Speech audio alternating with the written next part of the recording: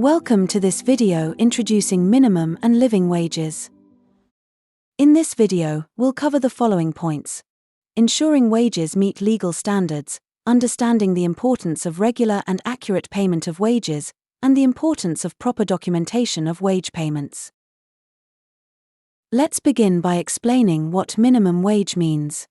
According to the International Labour Organization, ILO, it is defined as the minimum amount of remuneration that an employer is required to pay wage earners for the work performed during a given period, which cannot be reduced by collective agreement or an individual contract. In many countries around the world, minimum wages are established by law. However, others, like Denmark, Italy, Singapore, and more, do not have a law that sets the minimum wages for employees. In such cases, employers should negotiate wages through collective bargaining or consultations with employees and their representative organizations. That's exactly what Indicator 3.8.1 of the ASC Farm Standard addresses. It requires employers to set wages that meet at least the legal minimum where one exists, or, in countries without a set minimum, to ensure wages are agreed upon through negotiation. For more information on collective bargaining and freedom of association, please refer to Criterion 3.6 of the ASC Farm Standard, which covers this topic in detail.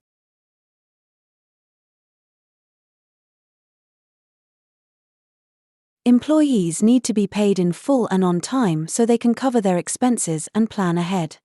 Let's look at an example.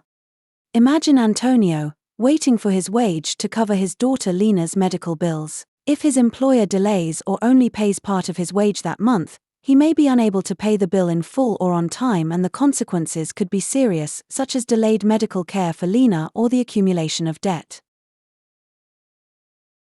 This is why Indicator 3.8.5 of the ASC Farm Standard requires employers to pay the wages to their employees directly and fully, at regular intervals, and into their bank account or in legal tender, which means official currency.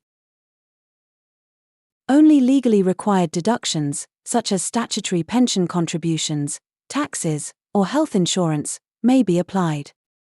Charging of any fees related to recruitment for any type of employee, including migrant workers, is prohibited under Criterion 3.2 on forced labor.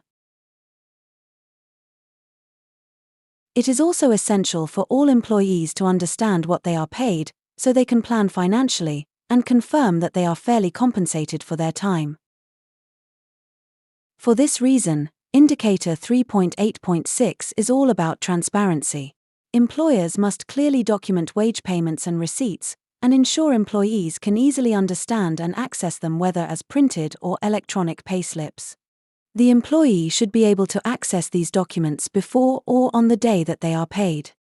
These records should include wages paid, number of hours worked, including overtime, any agreed withholding or deductions, and any agreed advances or loans. As required by Indicator 3.2.9, which falls under Criterion 3.2 on forced labor, if the unit of certification provides loans or advances, it must have a clear policy in place. Employees must clearly understand how repayments are worked out, what they need to pay back, and when they need to pay it back. In addition, any interest charged must not be higher than bank interest rates. This is crucial because loans can increase the risk of forced labor if employers use them to control or bind employees to their job. So it's essential for employees to know whether they can repay within a reasonable time frame based on their wages before they take out the loan. Naturally, and most importantly, the unit of certification must ensure that loans or advances are never used to bind employees to their job in the first place. Ensuring employees are paid at least the minimum wage is essential, but the goal of the ASC Farm Standard is to go further. In many regions of the world, earning a legal minimum wage is not sufficient to keep you out of poverty. So, the goal of the wages criterion of the ASC Farm Standard is to ensure that farms move towards the payment of a living wage, so that employees are fairly rewarded and can afford a decent standard of living. But what exactly is the difference between legal minimum wage and living wage? A living wage ensures employees can afford basic needs like food, housing, healthcare, education, and emergencies for themselves and their families. It is generally higher than minimum wage, and, contrary to minimum wage, it isn't required by law. Nonetheless, there are several methods to define what a living wage would be for your unit of certification. ASC follows a clear methodology to measure gaps between current wages and living wages, and outlines steps to support farms to move towards the eventual payment of a living wage, promoting fair pay and a decent standard of living for all employees. We explore living wage and how to measure the gap in more detail in separate videos. Be sure to check them out next.